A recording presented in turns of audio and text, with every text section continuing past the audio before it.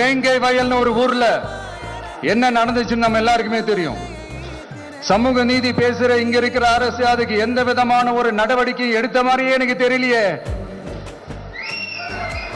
இவ்வளவு காலங்கள் தாண்டி, இத்தனை வருஷங்கள் தாண்டி ஒரு துரும்ப கூட கிள்ளி போடலையே.